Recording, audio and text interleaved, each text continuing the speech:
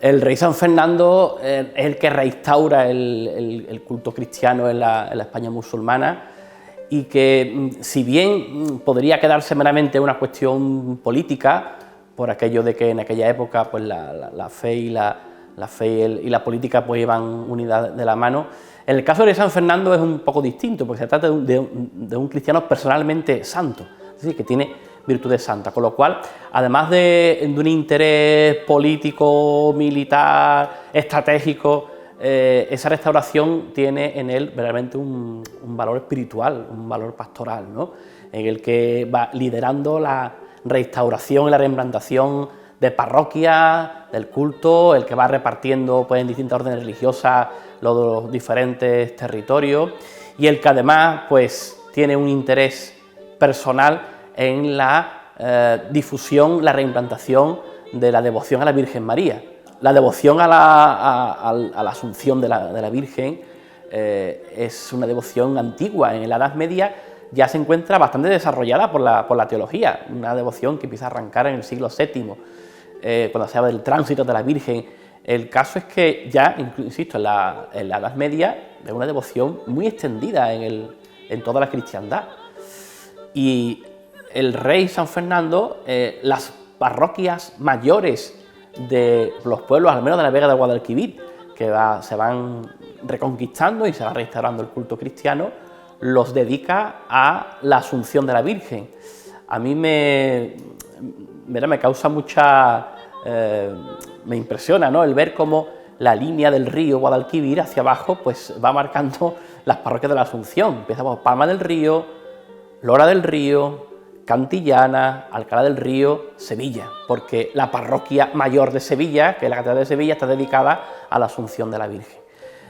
Lo que hace el rey San Fernando es, bueno, pues dar lo más grande de cada pueblo, la parroquia mayor, pues dedicarla a lo que en ese momento pues una devoción también muy grande, ¿no? Que además, momentos en los que hay en el pueblo de Dios, pues hay una inquietud, una sensibilidad respecto a la muerte, la devoción a la Virgen asunta al cielo en cuerpo y alma, es decir, aquella que ha participado de la redención de Cristo, está triunfante en el cielo, pues aviva la esperanza de los fieles, de los creyentes. Sí, van sembrando esas semillas con idea de, claro, de perdurar en el tiempo, y no solamente en Cantillana, sino bueno, en todas las parroquias que tienen esa vocación, pues ha calado, ¿no?, y ha dado los frutos, ¿no?, que luego ha dado lugar a lo que podemos decir la tierra de María Santísima, ¿no? Bueno, la devoción a la Virgen ya existía, podemos decir, antes de rey San Fernando, evidentemente, ¿no?,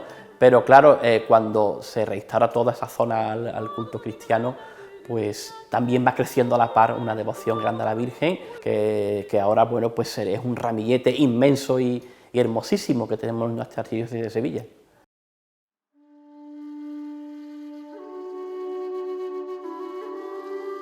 A las faldas de la Sierra Morena, acariciando el río Guadalquivir y rodeada de naranjales, huertas y campos de labor, se alza espléndida Cantillana. Fértil, agrícola y señorial, villa de brillante historia y sugestivo presente. Predilecta de romanos, árabes y cristianos. Urbe condal por excelencia. Cuna de pintores, barqueros, alfareros y flecadoras de mantones. Casas blancas impolutas que despuntan con el verde de sus rejas. Ciudad mariana por antonomasia. Los orígenes de esta villa se remontan a la época de la piedra pulimentada, como lo demuestran los importantes restos arqueológicos aparecidos en la confluencia del Guadalquivir con el Biar y en otros lugares del término. Útiles de caza y fragmentos de recipientes cerámicos confirman los primeros asentamientos poblacionales estables en esta zona. En el emplazamiento de la actual Cantillana, los romanos establecieron un importante núcleo de población que, según el historiador y arqueólogo inglés George Bonsor, recibió el nombre de Naeva, con el que la menciona Plinio en su historia. Contaba con un importante puerto fluvial sobre el Guadalquivir que se convirtió en punto estratégico al encontrarse a medio camino entre Córdoba e Hispalis. Por ello, hay constancia de una importante asociación de barqueros naevenses. Son numerosos los restos romanos encontrados: estatuas, fustes, inscripciones, monedas, caños de agua que surtían a la población situados al norte del pueblo, o el imponente mosaico de los delfines, con el que fue decorado el atrium de una notable domus romana y que viene a poner de manifiesto la riqueza durante esta época. A través de restos epigráficos conocemos que el noble romano Lucio Helio Emiliano llenó de estatuas los pórticos que rodeaban el foro de la ciudad. Durante el Bajo Imperio Romano parece que se varió su antiguo nombre de Naeva, dando el actual de Cantillana, al añadirse la terminación ana al nombre de la familia romana Cantillus. Tras la caída del Imperio Romano, es más que previsible la decadencia y letargo en la que se vio sumida la población. Pocos datos se tienen en esta época, a excepción de su mención como catiliana en las etimologías de San Isidoro, allá por el siglo VI. A partir del 711 se inicia el proceso de conquista de la península ibérica por parte de los musulmanes, aprovechando la debilidad y fragilidad del reino visigodo. Los árabes se establecieron en nuestro municipio durante 5 siglos, consiguiendo devolver parte del esplendor perdido a la villa. Estuvo cercada por una imponente muralla, procedente en su mayoría del antiguo cerco de la época romana, que los musulmanes aprovecharon y arreglaron con muros de argamasa y ladrillos. Formarían parte de esta muralla varios torreones defensivos, de los cuales solo ha llegado a nosotros la conocida como Torre del Reloj, en el lugar que ocupaba la puerta sur de la antigua Alcazaba. Dentro de esta estaría el castillo fortaleza o Ins y la mezquita en las inmediaciones de la actual plaza del Palacio y la iglesia de Nuestra Señora de la Asunción. Tras la muerte de Abu Yaqub Yusuf, califa almohade que inició la construcción de la Mezquita Mayor de Sevilla y su minarete, la actual Giralda, se abrieron importantes luchas de poder entre los musulmanes, que fueron aprovechadas por los reinos cristianos para iniciar el proceso de reconquista del Valle del Guadalquivir. Por ello, el rey Fernando III ordenó el asalto a la fuerza de la población y mandó también combatirla hasta su caída. Y en la primavera de 1247 se produjo la conquista de Cantillana. Las tropas de Fernando III entraron triunfantes en Cantillana y, siguiendo costumbre habitual de esta época de cruzada contra los musulmanes, por las noticias de otros núcleos poblacionales cercanos y por el carácter fervoroso y de hombre de fe de la figura del Santo Rey, se procedería a la celebración de un rito muy frecuente por aquellos años, la ceremonia o liturgia de la cristianización o consagración de la mezquita para convertirla en templo cristiano. En dicha ceremonia se procedía a la eliminación de los elementos islámicos más importantes y se consagraba bajo una advocación concreta. En el caso de Cantillana, al igual que en la mayoría de las poblaciones, la advocación elegida fue la de Santa María en el misterio de su asunción a los cielos. La verdad del Santo Rey, la Asunción en Cantillana.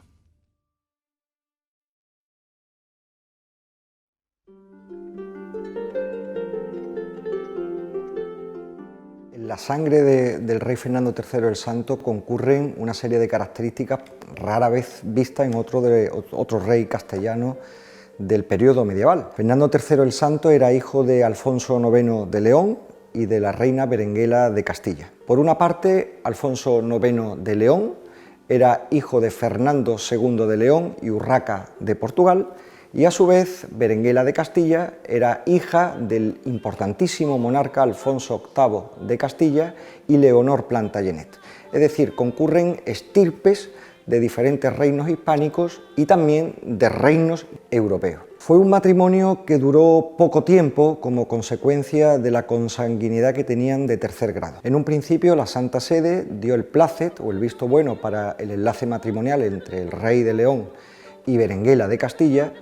Sin embargo, 3 años después, en 1203 en concreto, pues Inocencio III, un nuevo papa, pues declaró el matrimonio nulo. Desde ese momento, Fernando III el Santo se cría bajo las faldas de Berenguela de Castilla, una reina tremendamente devota, una devoción fundamentalmente arraigada en la Virgen María. Podríamos incluso sospechar que buena parte de las virtudes del monarca son heredadas propiamente de su madre. Genealógicamente también hablando, sería interesante recalcar el enlace matrimonial que consiguió con la reina Beatriz de Suabia. Posiblemente por los sinsabores que había experimentado la reina Berenguela como consecuencia de esa nulidad matrimonial, no quería una princesa o una infanta hispánica, de tal manera que buscó allende los Pirineos una pretendiente además de una sangre esclarecida. Beatriz de Suabia era hija de Felipe de Suabia, rey de romanos, y a su vez de Irene Ángelo, hija legítima del rey de romanos de Oriente, es decir, del emperador bizantino. Fernando III el Santo accede a la corona castellana por cesión que hace su propia madre, de tal manera que ejerce como gobernante efectivo en la corona de Castilla desde 1217. Posteriormente accedería al trono de León en 1230 como consecuencia de la muerte de su propio padre, de Alfonso IX de León. No fue un acceso sencillo, puesto que había partidarios, fundamentalmente los Laras, de las infantas de León, pero bueno, finalmente el rey pudo acceder a unificar nuevamente la corona castellano-leonesa. Quizás él protagonizó una de las etapas más brillantes de la Reconquista española y se encontró un escenario bastante propicio. Como todos saben, desde el 16 de julio o el 16 de julio de 1212, Alfonso VIII de Castilla consigue la recordada victoria de las batallas de las Navas de Tolosa, una situación privilegiada que abría el fértil valle del Guadalquivir a nuevas incursiones castellanas. Y yo creo que las tres grandes conquistas que se producen en su reinado pues son la de Córdoba en 1236, Jaén en 1246 y Sevilla en 1248. No en vano las noticias de sendas conquistas llegaron muy pronto a Roma a través de mensajeros donde repicaron, dicen las crónicas, todas las campanas prácticamente de la cristiandad. Para llevar a cabo la conquista de la ciudad de Sevilla, el rey, desde sus bases cordobesas, invade las campiñas meridionales entre los años 1240 y 1242, para llevar a cabo asimismo el futuro cerco de Sevilla es necesario el control del río. En 1247 el rey está cercando Lora, Setefilla, cruza el Guadalquivir y cerca Cantillana. Cantillana resistió al rey, algo inusual en la época, porque lo más frecuente era que Fernando III, haciendo valer la diplomacia y las acciones militares, pactara la capitulación de los centros que pensaba someter y, mediante pactos o pleitesías, permitiera el éxodo de los musulmanes vencidos, el sometimiento de las autoridades islámicas locales e incluso la permanencia de los que quisieran en sus lugares de origen, conservando su lengua, su cultura, sus propiedades y sus edificios de tradición andalusí. Cantillana fue tomada al asalto y al tomarse al asalto, dice la crónica, que los 700 pobladores islámicos de Cantillana fueron o bien pasados a cuchillo o bien repartidos entre los pobladores y militares cristianos como botín de guerra o incluso vendidos como esclavos. ¿Y por qué resistió Cantillana? Sin duda porque esperaba la ayuda naval Guadalquivir arriba de la ciudad de Sevilla y posiblemente de Alcalá del Río, que era la fortaleza que tenía la llave de acceso por el Guadalquivir, lo que explica la escasa tradición islámica en la localidad. Cuando se conquista la ciudad de Sevilla en 1248, Cantillana es entregada a la Orden de Santiago.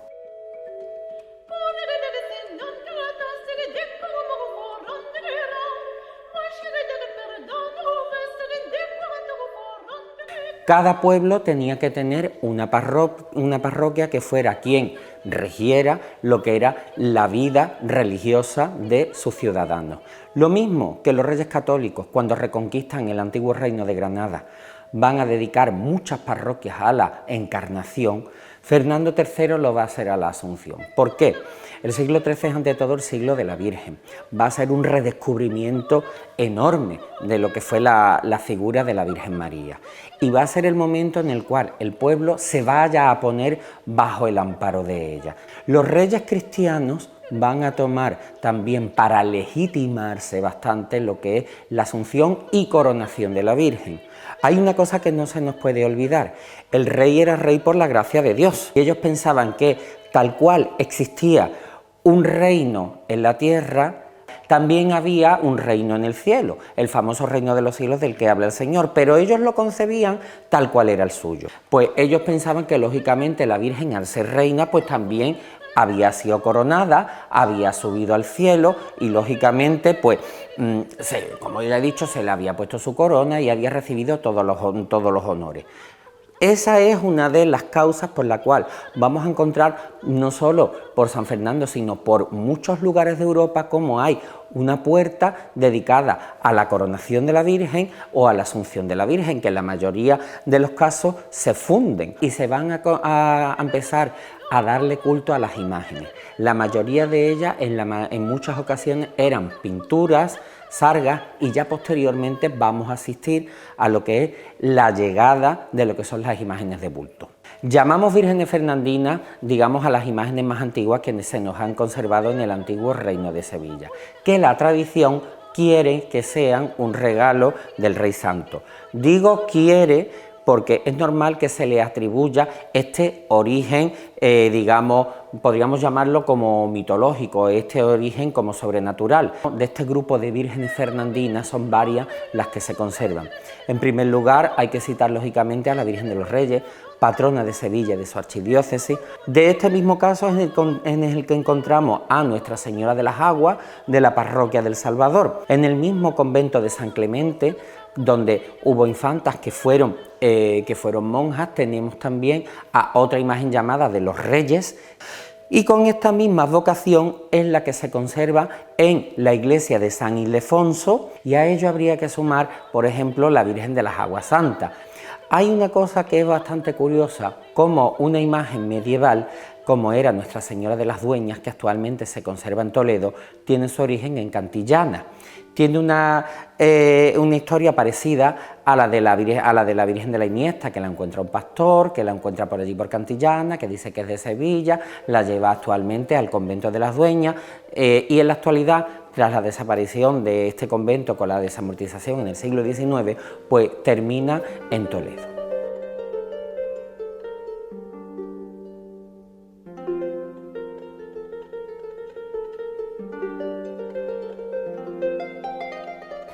Hay que tener en cuenta que para que la Iglesia proceda a una canonización son necesarios dos requisitos. Uno de ellos es el reconocimiento de santidad por parte del pueblo y el otro es el reconocimiento de un milagro. Ese reconocimiento de santidad fue efectivo con, estamos hablando, Sixto V de 1590, es decir, el rey primero tiene una trascendencia histórica determinada y amplia y después pues va a tener ese reconocimiento popular de santidad que la Iglesia pues recoge en una fecha de máxima difusión de una serie de nuevos valores después del Concilio de Trento. Desde el reconocimiento popular hasta la canonización real pues va a pasar más de un siglo en el que se va a ir produciendo ya pues una serie de aportaciones iconográficas, tanto en pintura como en escultura. La canonización fue en 1671 y en ese momento pues todavía van a tener más auge las representaciones. Recordemos que ya desde época medieval, en la que se sitúa un simulacro del rey sentado y revestido con ropas metálicas en la propia capilla real, hasta esa fecha de 1671, pues eran numerosas las pinturas. Hay una de Pacheco, del rey recibiendo la llave de la ciudad. Hay otra en San Clemente, muy arcaizante del siglo XVI, una serie de pinturas que recogió muy bien en su libro Adelaida Cintas del Bosque. Con la canonización de 1671 se harán una serie de obras de primerísimo nivel. Yo destacaría varias representaciones de Pedro Roldán, excelente, hay una sedente en Los Venerables, otra en la Catedral de Sevilla, hay distintas hermandades de gloria y vinculadas a la Virgen de los Reyes o a la iconografía derivada de la Virgen de los Reyes, tienen representaciones de San Fernando, que ya digo, no solo marcan un nivel altísimo de ejecución, sino también el origen de un tipo de imágenes concreto que se va a seguir repitiendo hasta finales del siglo, incluso iniciado el XVIII. Destacaríamos entre esas imágenes, por ejemplo, San Fernando, que se conserva en la iglesia del Salvador de Sevilla, de Antonio Quirós, fechado en la última década del siglo XVII de un alto nivel. También podríamos destacar el libro de Torres Farfán, con los grabados que recogen toda aquella arquitectura efímera que se montó con motivo de la canonización. Ese libro es un gran tesoro, recoge pues obras muy precisas de las celebraciones, con grabados de los hijos de Valdés Leal y otros autores de primerísimo nivel.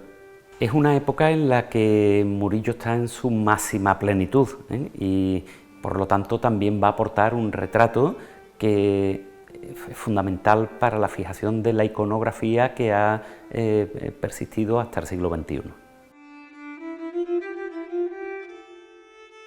Cantillana, un importante enclave en época musulmana, pudo contar con una mezquita que, al igual que en otros pueblos, sería reconvertida al culto cristiano, adaptando o construyendo algunos de los espacios necesarios. Tuvo que constituirse como un edificio de importancia, puesto que al convertirse en señorío de la Iglesia a partir de 1248, la villa de Cantillana pasaría a ser sitio de recreo para los arzobispos sevillanos, donde murieron cardenales tan insignes como don Gonzalo de Mena o don Diego Anaya. La documentación atestigua la existencia de pinturas murales en el testero del templo, con iconografías marianas y representación de algunos santos, antes de la contratación del primero de los retablos que se levantara en el presbiterio del templo parroquial asuncionista. El 7 de enero de 1678, el afamado entallador antequerano Bernardo Simón de Pineda se compromete a la realización del nuevo gran mueble litúrgico, sufragado por los distintos donativos que se recogerían para tal efecto. Ya en abril de aquel año se terminaron las labores del primer cuerpo, del que fueron cobrados 2.000 reales. Este se compuso de un banco, el cuerpo principal separado en 3 calles, con hornacinas en los laterales y un ático. El soporte utilizado fue la columna salomónica, como se notifica en un libro de visitas de 1707, donde se resalta la situación de la obra en la que ya aparecería la historia de la Asunción en el centro, y 6 nichos que alojaban la figura de distintos santos, recalcando que las labores de dorado estaban aún sin acabar. No sería hasta 1790, casi un siglo después de los inicios de su ejecución, cuando Diego Rodríguez acomete las obras de dorado completo e intervenciones en numerosos desperfectos, así como el traslado al primer cuerpo del manifestador, donde se exponía al Santísimo Sacramento. Queda así plasmado el elemento representativo que históricamente se demandaba y que debía permanecer en el retablo, el misterio de la Asunción en el relieve central, que como veremos posteriormente se conserva en el actual retablo. Pero si seguimos la línea temporal, las obras acaecidas en el traslado del sitio del manifestador a finales del siglo XVIII son las que pueden observarse en las fotografías más antiguas existentes, intervenciones cercanas en el tiempo a la fundación del Rosario de Mujeres que presidiera doña María de Cózar. Estas mujeres se acogieron bajo la protección de la histórica devoción existente y que era titular del templo parroquial de Cantillana. En este contexto, en los años 40 del siglo XIX, llegó la imagen mariana titular de la hermandad que representa a la Virgen en el momento de su asunción, situándose en la hornacina superior, fruto de las reformas acontecidas para disponer el manifestador 40 años antes, por lo que si en ese tiempo el espacio fue ocupado por alguna imagen, fue solamente en estas décadas y sin un acervo histórico asentado. Queda así configurado el conjunto al completo, plasmados los inventarios realizados en la época, como el de 1851, donde se nos habla de los santos que ocupan las hornacinas, y la imagen de la Asunción de la Virgen que ocupa un espacio preeminente en el retablo, encarnando la titularidad del misterio que da nombre a la parroquia. De esta forma, La historia de este primer retablo encauzaba y materializó la devoción al flamante misterio asuncionista que era venerado en Cantillana, por ser el título que desde 1247 se eligiera para conmemorar el espacio religioso de la villa. Los avatares históricos hicieron materializar ese hecho desde la realización del retablo hasta la llegada de una imagen que representara la titularidad de la parroquia de Cantillana. Para entender el origen de la Hermandad de la Asunción tenemos que retrotraernos a la Edad Media. Antes de que San Fernando llegue a Cantillana, se han producido dos fenómenos a nivel europeo que van a cambiar completamente la perspectiva de los fieles. Tenemos un personaje fundamental, que va a ser el abad San Bernardo de Claraval, que va a vivir entre 1090 y 1153, va a ser el que le añade a la Salve Regina ese final de O Clemens, O Pia, O Dulcis Virgo María, y en esa dulzura de la Virgen, él va a fomentar, va a extender una nueva manera de dar culto a la Santísima Virgen. Se van a consagrar en toda Europa muchos templos en honor a la Santísima Virgen. Y de hecho hay un dato fundamental, 50 catedrales de las que existen en España están dedicadas a la Virgen o al misterio de la Asunción. La Asunción de la Virgen es una devoción que se va a extender desde Oriente y que va a ocupar toda Europa y que se va a ir convirtiendo en un referente popular. En 1247, en esa primavera que con solo pensarla nos emociona, San Fernando no tuvo más remedio que dedicar la iglesia parroquial de Cantillana al misterio de la Asunción de la Virgen. El Señor tenía una casa y esa casa no había sido otra que la Virgen triunfante en su asunción a los cielos. El pueblo de Cantillana va a tener como fiesta principal de su parroquia el día 15 de agosto, esa Santa María de Agosto, esa fiesta de la Asunción, y en torno a la religiosidad popular y a diferentes devociones se van a desarrollar diversas maneras de manifestarlo.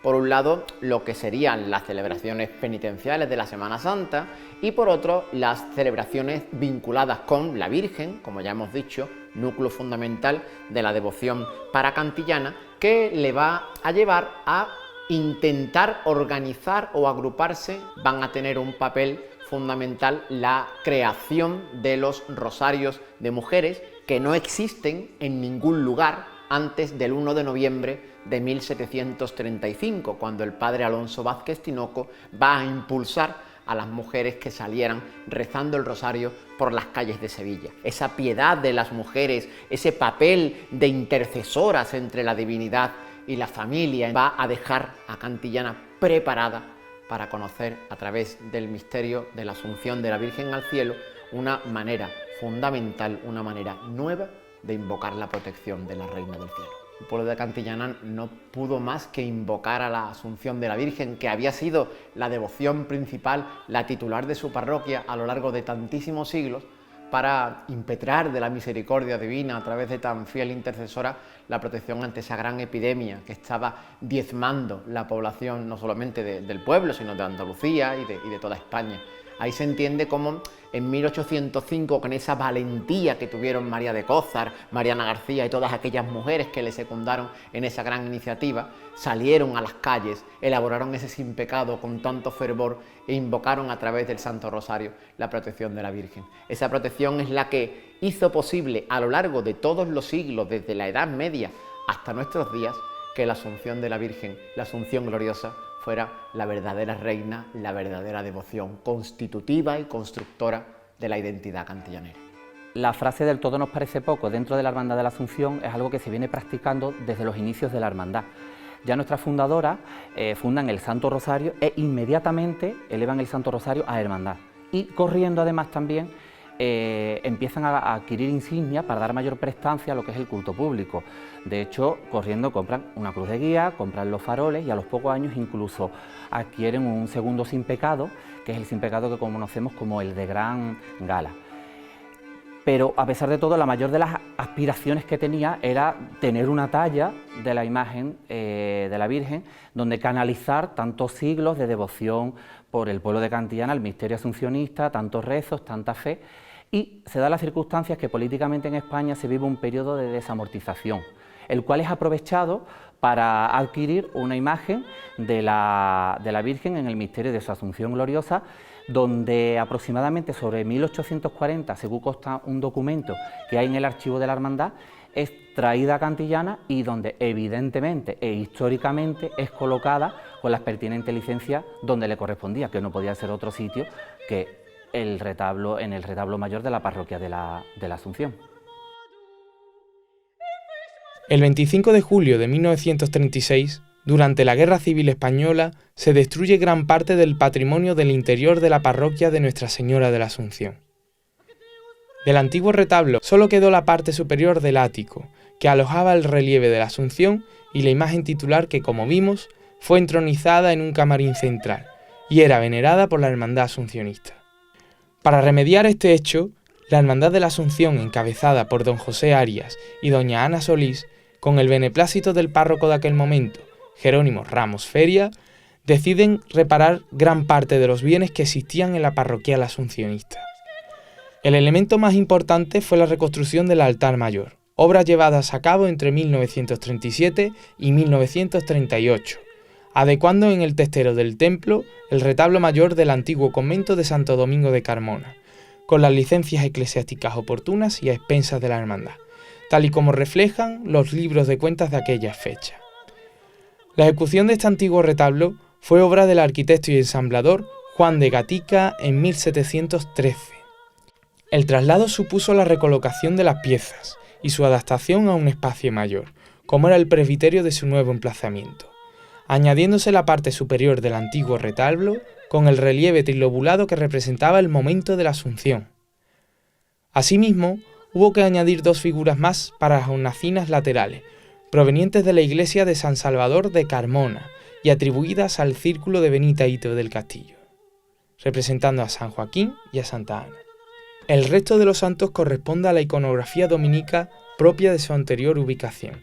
En la calle central, tras los arreglos del dorador José Gallego, se entronizaría la imagen titular de la misma forma que lo hicieron aquellas valientes mujeres en el siglo XIX, tras la llegada de la soberana imagen a Cantillana, enlazando con la tradición fundacional del templo parroquial. Para nosotros la Asunción lo es todo. Yo vengo de una saga de asuncionistas por los 4 costados. Mis 4 abuelos eran asuncionistas. Eso lo llevamos en la masa de la sangre. Desde que tú naces, yo creo que desde el momento en que te engendran, ya esas caricias que te hace tu mamá dentro del vientre, está diciéndote: te voy a cantar el himno, te voy a cantar, no sé, ay, la Asunción Gloriosa, que es que mira, que ya llega pronto mi niña o mi niño. Y eso creo que es algo que no se nota, pero que después tú cuando naces, eso fluye por tus venas. La Asunción Gloriosa sabe elegir a las personas de las que se quiere rodear.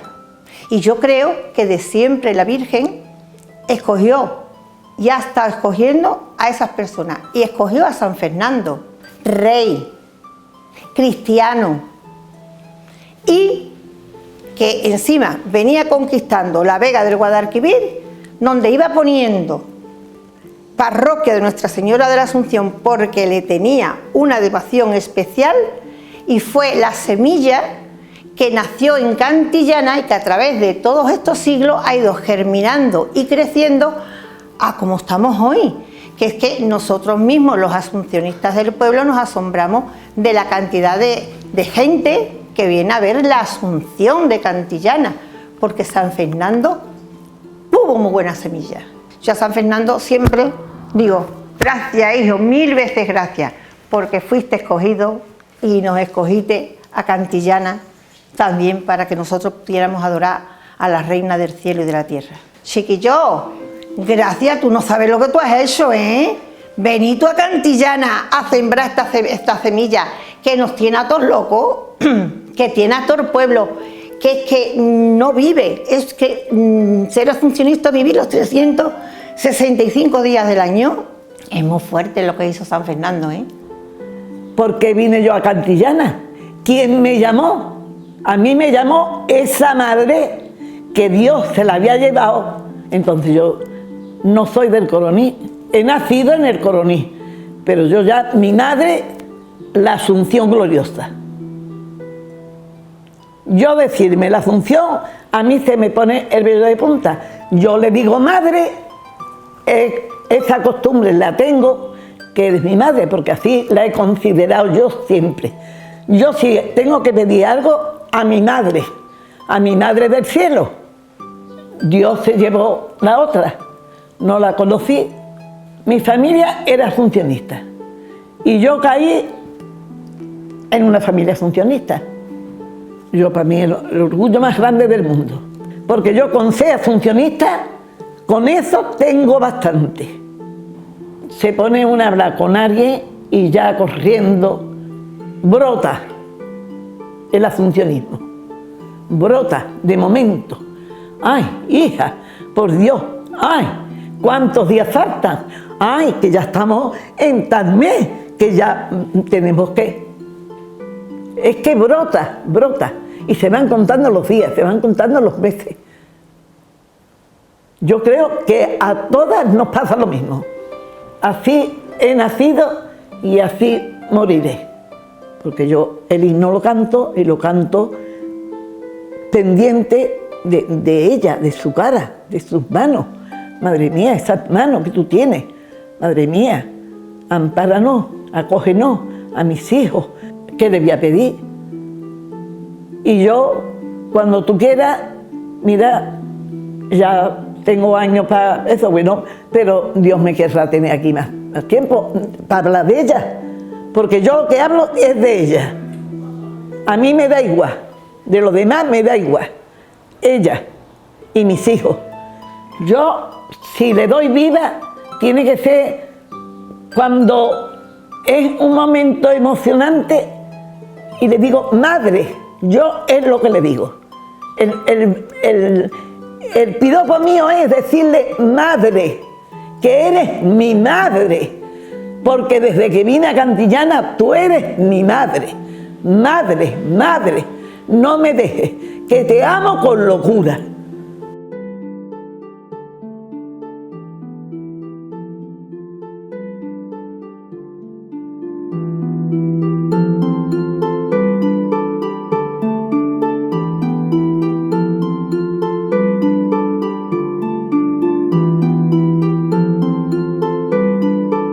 Desde nuestra hermandad, en respeto a la verdad y con criterio histórico, tenemos moralmente la obligación de rendir homenaje y promover entre nuestros principios el culto y la devoción al Santo Rey Fernando.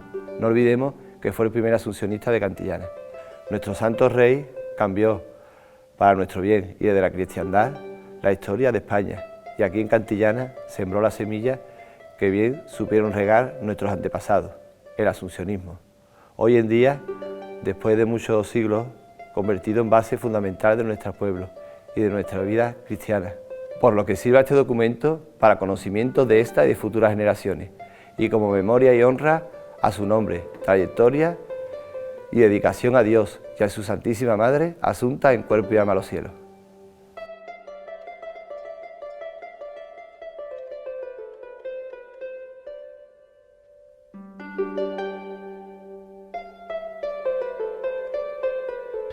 Dicen que el rey San Fernando se fue sin verle la cara que explica un pueblo, la Asunción de Cantillana.